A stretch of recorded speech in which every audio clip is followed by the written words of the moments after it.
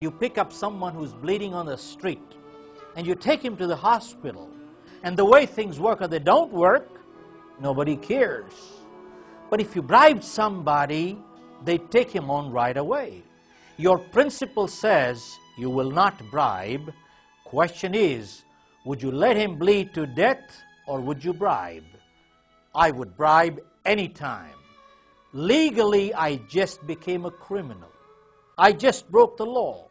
But ethically, I just saved a life, didn't I? Am I a partner in crime or am I a victim of crime? I feel very strongly that 99.9% of India is not partners in crime.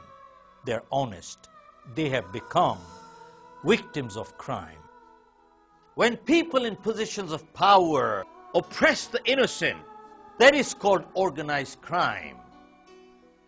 If you look at Gandhi's life, he broke every British law. And anybody who breaks a law commits a crime. He said, you make it and I'll break it. Then Gandhi was the biggest criminal. Gandhi said one thing, beyond the law of land, there is a law of humanity which is way, way above the law of land. Mahatma Gandhi, in an address in Madras 1920, said, cooperation is the duty only as long as the government protects our honor. Non-cooperation is an equal duty when the government, instead of protecting, robs us of our honor. Samuel Johnson once said, patriotism is the last refuge of scoundrels. Well, he was right.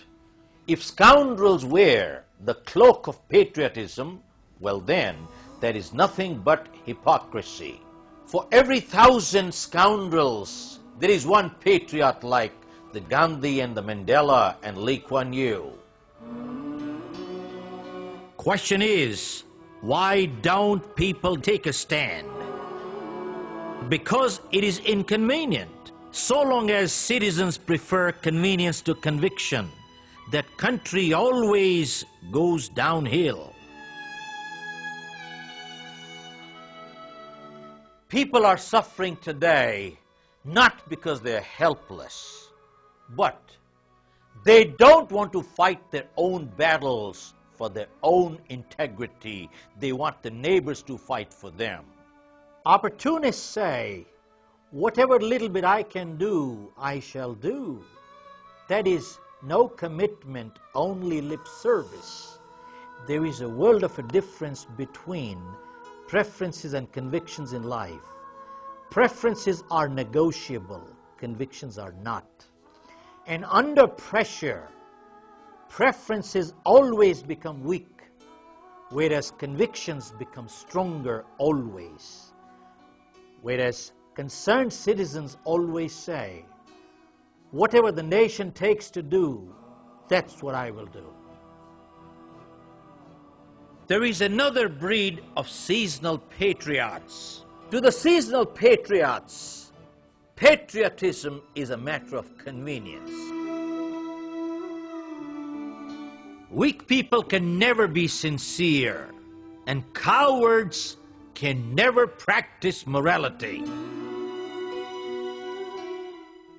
If every soldier said, I have a family, I have other obligations, I'm only one person, would we have freedom? Are those orphans who sacrifice for the nation?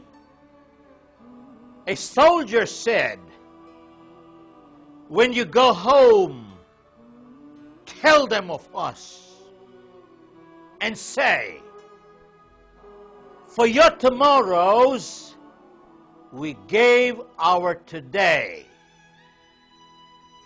Isn't it interesting that for selfish reasons, a traitor has no limits? They can go to any extent. Well, look at the other side, that a patriot or a soldier for the nation also has no limit, can go to any extent. I wish there was a law where traitors were not allowed to touch the national flag and disgrace it. And I wish a traitor's blood ought not ever to be given to a soldier or a patriot. There are three things that are hurting our society. One, jealousy. Jealousy says people are not fed up with their own problems. Their own problems don't bother them as much as other people's successes bother them, which means people don't want to lift themselves up, but they want to pull others down. People who are jealous in nature, they stab you in the back and they come and sympathize in front of you. The second is fatalistic attitude. People say, whatever is written in my stars, my horoscope has to happen. There is nothing I can do. I am totally helpless. History shows very clearly, anybody who has to do anything in life, they do it in spite of problems, not in absence of. And people who don't have to do it, you give them everything in life, they will still not do it. The third is the indifferent behavior, where people say, so long as it's not happening to me, who cares? All three behavior patterns come from an inferiority complex. Folks, many times you hear anger is a weakness. And if you go through history, no change ever took place till somebody got angry. When the Britishers threw Mahatma Gandhi out of the compartment and he was lying on the platform, he got so angry that day. He said, you threw me out of this compartment, watch, I'll throw you out of this country. What did he do? He converted his anger into a resolution. His greatest weakness in life became his greatest strength. And folks, isn't it time that every concerned citizen got angry against injustice and corruption today? It's never the activity of rascals that destroys a society, but always the inactivity of the good people that does it. What a paradox! If they were really good, would they be inactive?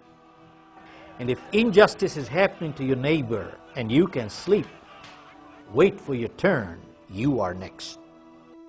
Many times we hear people saying, I want to stay away from politics because politics is a dirty game. Well, my answer is, there is no dirty game, there are only dirty players, that's all. The air we breathe is the result of politics. The water we drink is the result of politics. The medicine we eat is the result of politics. The education our kids get is the result of politics. By not getting involved, you are already involved. All forms of philanthropy are worthy of respect.